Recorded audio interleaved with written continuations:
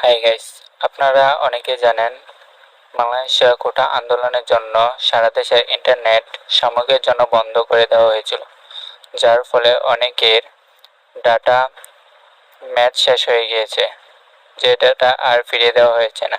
তাই সিম কোম্পানিরা প্রত্যেককে 5 GB করে ইন্টারনেট ফ্রি দিয়েছে। এই ইন্টারনেট শুধু ইমো ব্যতীত অন্য কিছু চালানো যায় না। তাই আপনারা অনেকেই এই ইন্টারনেটকে কী করে ব্যবহার করবেন তা বুঝতে পারছেন না। আসুন জেনে নেই কী করে এই ইন্টারনেটকে ব্যবহার করতে হবে। প্রথমে আপনার ফোনে থাকা সেটিংসে চলে যেতে হবে। তারপর দেখবেন মোবাইল নেটওয়ার্ক।